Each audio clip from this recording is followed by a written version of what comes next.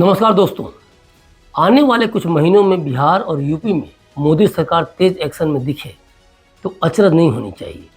चुनाव में जिस तरह से दोनों राज्यों से अपेक्षा थी और उसके अनुरूप दोनों राज्यों ने जिस तरह से भाजपा को धूल चटाई, उसे देखते हुए दोनों राज्यों में ये एक्शन शुरू हो भी गई है। यूपी की जनता ने भाजपा को कहीं का नहीं छोड़ा, लेकिन आज हम बात करेंगे बिहार की, जहाँ से खबर आ रही है कि सीबीआई ने पूर्व रेल मंत्री लालू प्रसाद और उनके परिवार के सदस्यों से जुड़े नौकरी के बदले जमीन घोटाले के सिलसिले में अपना अंतिम आरोप पत्र दाखिल कर दिया है। सीबीआई ने विशेष अदालत में पेश की गई अंतिम रिपोर्ट में उन सभी रेलवे जोन को शामिल किया है जहां कथित तौर पर लालू प्रसाद के परिवार के सदस्यों ने जमीन के बदले में भर्ती करवाई थी। सीबीआई की तरफ से कहा गया है कि अब विशेष अदालत 6 जुलाई को फाइनल रिपोर्ट पर विचार करेगी। जांच के दौरान यह पाया गया कि आरोपियों ने रेलवे अधिकारियों के साथ साजिश रची और जमीन के बदले में लोगों को विकल्प के रूप में नियुक्त किया, या तो उनके नाम पर या उनके करीबी रिश्तेदारों के नाम पर।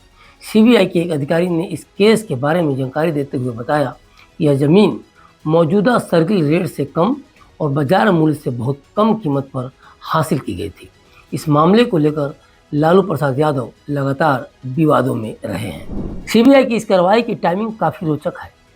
कल यानी 7 जून को पुरानी संसद में एनडीए की बैठक थी और कल यानी 9 जून को पीएम मोदी शपथ लेंगे। 7 जून को पुरानी संसद में एनडीए की बैठक चल रही थी।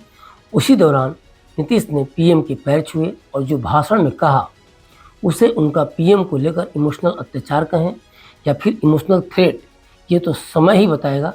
लेकिन पीएम मोदी और नीतीश की एकजुटता बिहार में बहुत कुछ बदलाव लेकर आएगी, ये तय है। और इन्हीं बदलावों के तौर पर इस घोटाले के खिलाफ तेजी से कार्रवाई को भी देखा जाना चाहिए, क्योंकि मोदी हो या नीतीश, दोनों नेताओं की नीति में भ्रष्टाचार को बर्दाश्त न करने की नीति शुरू से ही रही है।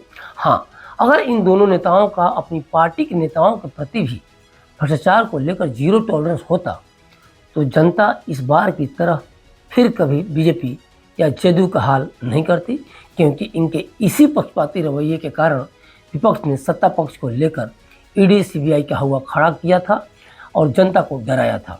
और वो डर इस हद तक जनता के बीच बैठ गया कि सत्ता पक्ष के मामले में संविधान और आरक्षण को लेकर भी जनता डरने लगी, जिसे विपक्ष ने अपनी सोची समझी रणनीति के तहत इस डर को पैदा किया था, या कह सकते हैं कि जनता को दिखाया था। आने वाले कुछ महीनों में बिहार में भ्रष्टाचार को लेकर धड़ाधड़ जेल जाने वाले नेताओं की तस्वीर देखने को मिल सकती है, ये भी तय है। वैसे तो ईडी सीबीआई का यह एक्शन पहले से ही चल रहा है, लेकिन जिस तरह से मोदी सरकार को बिहार में कम सीटें मिली हैं, उसमें भाजपा का भी यह मानना है कि आरक्षण और संविधान जैसे मुद्दों पर विपक्ष ने जनता के बीच इतना बड़ा भ्रम फैलाया कि मोदी सरकार मुंह के बल गिर गई।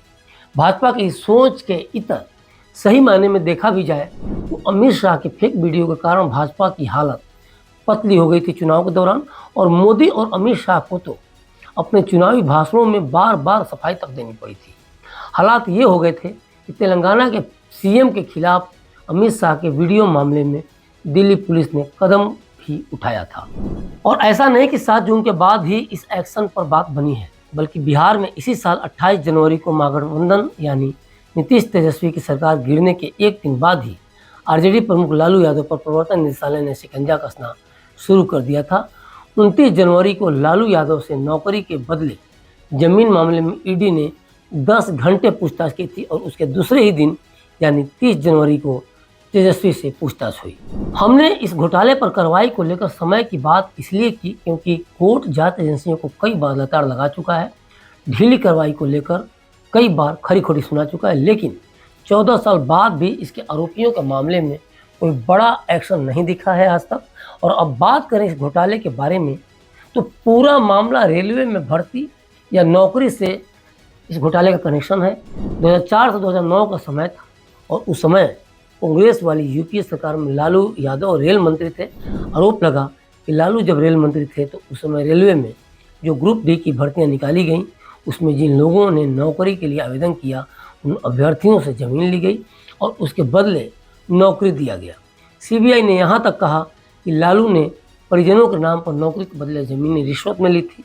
सीबीआई ने कहा कि लालू ने इन नौकरियों के लिए न तो किसी तरह के एडवर्टीजमेंट जारी किए और न ही नोटिफिकेशन जारी किए और बिना एडवर्टीजमेंट और नोटिफिकेशन के ही ग्रुप डी की नौकरी के लिए कई लोगों की भर्ती कर ली गई। यहाँ तक आरोप लगाया गया कि कई लोगों को तो आवेदन देने के 3 दिन में ही नौकरी दे दी गई थी। सीबीआई का यह भी आरोप है कि लालू परिवार ने इन सभी से करीब 1.05 लाख वर्ग फीट जमीन ली और ये जमीन काफ़ी कम दामों में बेची गई। इनमें 7 अभ्यर्थियों में से 5 ने जमीन लालू परिवार को बेचा, जबकि 2 ने जमीन गिफ्ट में दी। सीबीआई की चार्जशीट के मुताबिक ये ज़मीनें हाजीपुर, जबलपुर, जयपुर, मुंबई और कोलकाता में जिन अभ्यर्थियों को नौकरी मिली उनसे पहले किसी दूसरे के नाम पर ट्रांसफ़र किया गया, उसके बाद लालू परिवार ने खरीदा। इनमें पटना के रहने वाले कृष्णदेव, राजकुमार, अजय कुमार और मिथिलेश कुमार शामिल हैं, जिन्हें मुंबई में ग्रुप बी में नौकरी मिली। इसी तरह 2 और लोगों की डील हुई जिन्हें ज़मीन के बदले अलग अलग शहरों में नौकरी मिली। लालू पर आरोप है कि उन्होंने लैंड फॉर जॉब घोटाले में बिहार के लोगों को ही नौकरी दी और करीब 4 करोड़ की ज़मीन 26 लाख में परिजनों के नाम करवा ली। ये सारे प्लॉट कुल मिलाकर करीब 1 लाख स्क्वायर फीट से भी ज़्यादा के थे।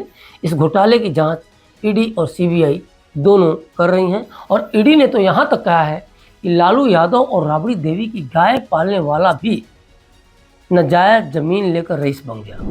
ईडी कहती है कि लालू की पत्नी राबड़ी की गौशाला के एक प्रमुख कर्मचारी ने रेलवे में नौकरी के इच्छुक एक व्यक्ति से संपत्ति हासिल की। बाद में इसे बिहार के पूर्व मुख्यमंत्री की बेटी हेमा यादव को हस्तांतरित कर दिया गया। अब सवाल उठता है कि अगर घोटाले की बात कही जा रही है तो आरोपियों में तेजस्वी यादव का नाम कैसे आया? इस सवाल के जवाब में सीबीआई कहती है कि 2007 में एक ज़मीन खरीदी गई थी। ज़मीन की कीमत करीब 10,83,000 रुपये थी। एक और ज़मीन खरीदी गई। दोनों ज़मीन एके इंफो सिस्टम के नाम पर ली गई, लेकिन कुछ समय बाद इन दोनों ज़मीनों का मालिकाना हक सिर्फ 1 लाख में तेजस्वी और राबड़ी देवी के नाम ट्रांसफ़र हो गया, जबकि ज़मीन का मार्केट रेट कहीं ज़्यादा था। ये आरोप पूरे के पूरे सीबीआई के हैं। अब पूरे मामले में जो ताज़ा अपडेट है वो ये है कि सीबीआई ने पूर्व रेल मंत्री लालू प्रसाद और उनके परिवार के सदस्यों की कथित संलिप्तता वाले नौकरी के बदले जमीन घोटाले के सिलसिले में अपना अंतिम आरोप पत्र कल यानी 7 जून को दाखिल कर दिया है। सीबीआई ने इस बार विशेष अदालत को सौंपी अपनी रिपोर्ट में उन सभी रेलवे जोन को शामिल किया है जहां लालू के परिवार के सदस्यों द्वारा कथित तौर पर जमीन लिए जाने के एवज में नौकरी दी गई थी। उन्होंने कहा कि जांच पूरी होने पर सीबीआई ने विशेष न्यायाधीश के समक्ष 78 आरोपियों के खिलाफ अपना तीसरा और अंतिम आरोप पत्र दाखिल किया। आरोपियों में लालू प्रसाद, उनकी पत्नी राबड़ी देवी, बेटे तेज प्रताप यादव जिनके खिलाफ पहली बार आरोप पत्र दाखिल किया गया है, बेटी हेमा यादव, पूर्व ओएसडी भोला यादव और राजद प्रमुख के एक पूर्व कर्मचारी सदस्य शामिल हैं। अभी तक लालू परिवार में तेज प्रताप यादव ही ऐसे थे जो सीबीआई, ईडी और इनकम टैक्स डिपार्टमेंट की जद में आने से बचे हुए थे, लेकिन लैंड फॉर जॉब स्कैम में आखिरकार उनका नाम भी आरोपियों की लिस्ट में आ ही गया। सीबीआई ने अपनी आखिरी चार्जशीट में आरोपियों के खिलाफ आपराधिक षड्यंत्र के साथ साथ धोखाधड़ी और जालसाजी से संबंधित भारतीय दंड संहिता की धाराएं तथा भ्रष्टाचार निवारण अधिनियम के प्रावधान भी लगाए हैं। उन्होंने बताया कि आरोपियों में 29 रेलवे अधिकारी, 37 अभ्यर्थी और 6 अन्य निजी व्यक्ति शामिल हैं। सीबीआई के प्रवक्ता ने कहा कि जांच के दौरान केंद्रीय अन्वेषण ब्यूरो यानी कि सीबीआई ने पाया कि लालू प्रसाद यादव ने रेलवे के अधिकारियों, अपने परिवार के सदस्यों और अन्य लोगों के साथ मिलकर एक आपराधिक साजिश को आगे बढ़ाते हुए मौजूदा दिशा निर्देशों का पूर्ण उल्लंघन करते हुए भारतीय रेलवे के 11 जोनों में ग्रुप बी के पदों पर नियुक्ति की। सीबीआई ने कहा कि यह कार्य उम्मीदवार द्वारा स्वयं या उसके परिवार के सदस्यों द्वारा भूमि हस्तांतरण के बदले में किया गया। उन्होंने बताया कि इन पदों के लिए पात्र बनने के लिए उम्मीदवारों ने फर्जी शैक्षणिक प्रमाण पत्र भी प्रस्तुत किए। प्रवक्ता ने एक बयान में कहा कि रेलवे के विभिन्न जोनों में नियुक्त किए गए अभ्यर्थी मुख्यतः उन जिलों से थे जो लंबे समय से तत्कालीन केंद्रीय रेल मंत्री और उनके परिवार के सदस्यों के निर्वाचन क्षेत्र थे। देखा जाए तो घोटाले किसी देश की नींव में घून की तरह हैं जो आपके हमारे टैक्स के पैसे को अपना राक्षसी आहार बना लेते हैं। नेता हों या मंत्री, अगर वे एक गाड़ी तक यूज करते हैं तो हमारे टैक्स के पैसे के कारण यूज कर पाते हैं। सोचिए कितनी गाड़ी कमाई को किस तरह से घोटालों की भेंट चढ़ा दिया जाता है। जब चुनाव होते हैं तो जनता के बीच खुद को पाक साफ दिखाने के लिए नेता सबसे ऊंची आवाज़ में बोलता है, जो सबसे ज़्यादा भ्रष्ट होता है। और इस बार के चुनाव में भी ये बात काफ़ी देखने को मिली। क्लिक इंडिया ने अपने कई वीडियो में इस बात की तरफ इशारा किया था, इस बार वो सब कुछ होगा जो पहले कभी नहीं हुआ था, और ये हुआ भी।